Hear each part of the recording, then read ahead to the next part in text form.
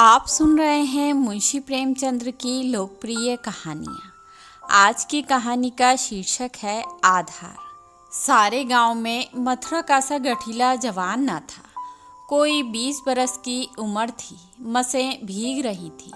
गौएं चराता, दूध पीता, कसरत करता, कुश्ती लड़ता था और सारे दिन बांसुरी बजाता हाट में विचरता था। ब्याह हो गया था पर अभी कोई बाल बच्चा न था। घर में कई हल्की खेती थी, कई छोटे बड़े भाई थे। वे सब मिलजुल कर खेती बाड़ी करते थे। मथुरा पर सारे गांव का गर्व था। जब उसे जांघिया लंगोटे, नाल या मुकदर के लिए पैसे की जरूरत पड़ती तो तुरंत दे दिए जाते थे। सारे घर की यही अभिलाषा थी कि मथुरा पहलवान हो जाए और अखाड़े में अपने सवाए को पछाड़े। इस लाड़ प्यार से मथुरा जरा टर्रा हो गया था। गायें किसी के खेत में पड़ी हैं और आप अखाड़े में दंड लगा रहा है। कोई उल्हाना देता तो उसकी त्योरियां बदल जाती। गरज कर कहता, जो मनाए कर लो। मथुरा तो अखाड़ा छोड़कर हाँकने न जाएंगे। पर उसका डील डॉल देखकर किसी को उससे उलझने की हिम्मत न पड़ती। लोग गम खा जाते थे। गर्मियों के दिन थे। ताल तलैया सूखी पड़ी थी। जोरों की लू चलने लगी थी। गांव में कहीं से एक सांड आ निकला और गऊओं के साथ हो लिया। सारे दिन गऊओं के साथ रहता।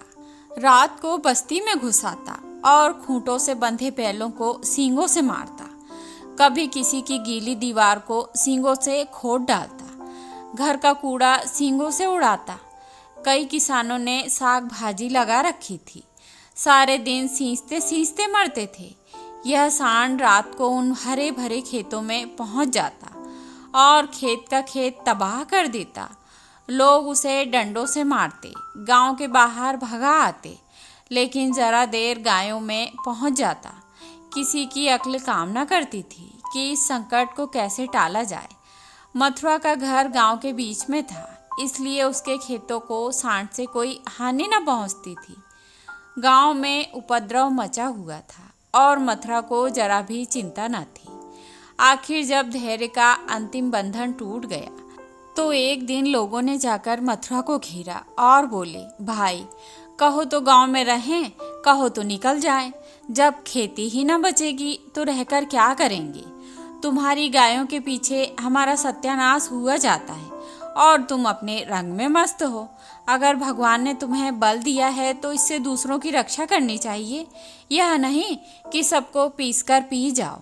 सांड तुम्हारी गायों के कारण आता है और उसे भगाना तुम्हारा काम है, लेकिन तुम कानों में तेल डाले बैठे हो, मानो तुम्हें उससे कुछ मतलब ही नहीं। मथुरा को उनकी दशा पर दया आई। बलवान मनुष्य प्रायः दयालु होता है। बोला, अच्छा जाओ, हम आज सांड को भगा देंगे। एक आदमी ने कहा, दूर तक भगाना, नहीं तो फिर लौट आएगा। मथुरा ने कंधे पर लाठी रखते हुए उत्तर दिया, अब लौटकर ना आएगा। चिलचिलाती दोपहरी थी। मथुरा सांड को भगाए लिए जाता था। दोनों पसीने से तर थे। सांड बार बार गांव की ओर घूमने की चेष्टा करता, लेकिन मथुरा उसका इरादा ताड़कर दूर ही से उसकी राह छींक लेता। सांड क्रोध से उन्मत्त होकर कभी कभी पीछे मुड़कर मथुरा पर तोड़ करना चाहता, लेकिन उस समय मथुरा सामना बचाकर बगल से ताबड़तोड़ इतनी लाठियां जमाता कि सांड को फिर भागना पड़ता।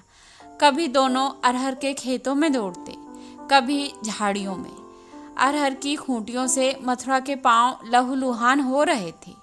झाड़ियों में धोती फट गई थी, पर उसे इस समय सांड का पीछा करने के सिवा और कोई सुध न थी।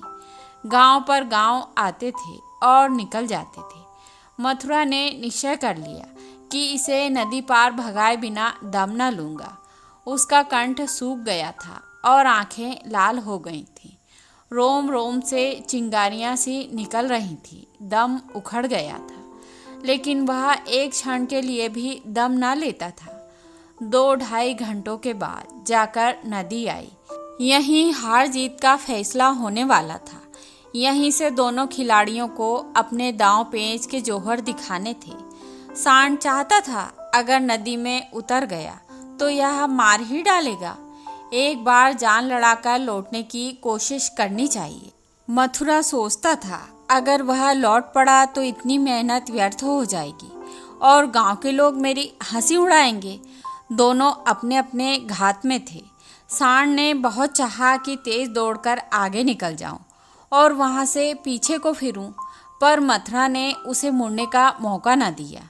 उसकी जान इस वक्त सुई की नोक पर थी।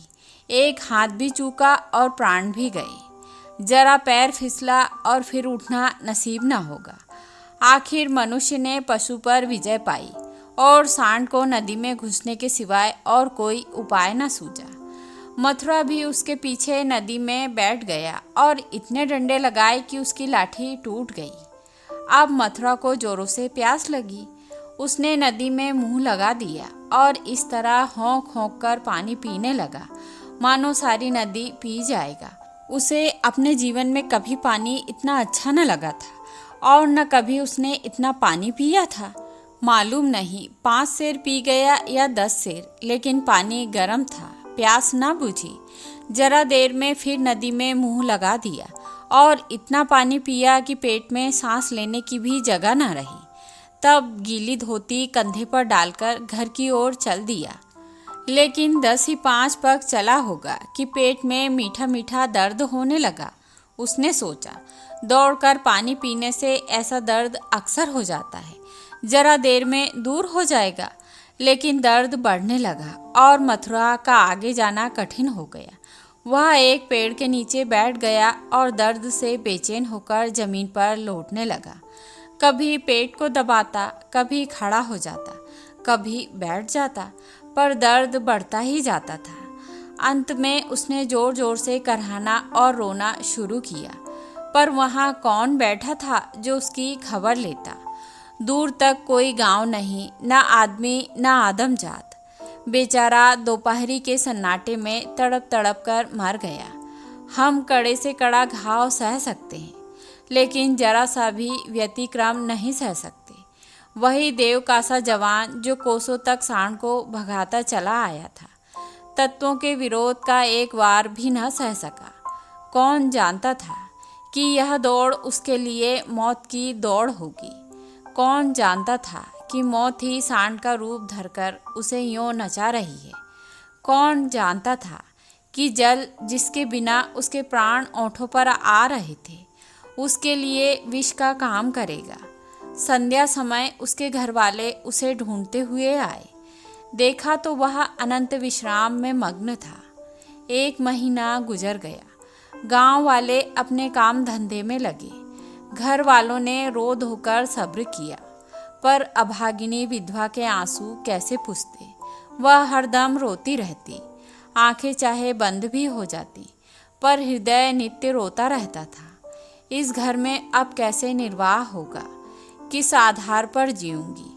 अपने लिए जीना या तो महात्माओं को आता है या लंपटों ही को। अनूपा को यह कला क्या मालूम। उसके लिए तो जीवन का एक आधार चाहिए था, जिसे वह अपना सर्वस्व समझे, जिसके लिए वह जिए, जिस पर वह घमंड करे। घर वालों को यह गवारा न था कि वह कोई दूसरा घर करे। इसमें बदनामी थी। इसके सिवाय ऐसी सुशील, घर के कामों में कुशल, लेन देन के मामलों में इतनी चतुर और रंग रूप की ऐसी सराहनीय स्त्री का किसी दूसरे के घर पड़ जाना ही उन्हें असह्य था।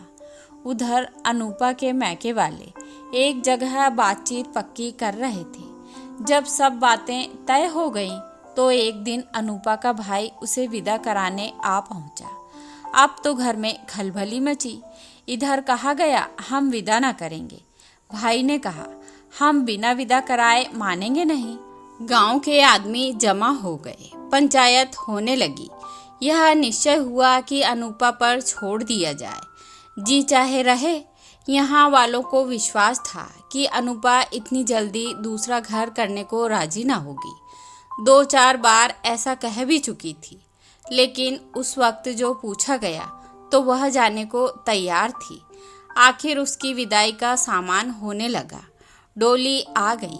गांव भर की स्त्रियां उसे देखने आईं अनूपा उठकर अपनी सास के पैरों में गिर पड़ी और हाथ जोड़कर बोली, अम्मा कहा सुना माफ करना जी, मैं तो था कि इसी घर में पड़ी रहूं, पर भगवान को मंजूर नहीं है।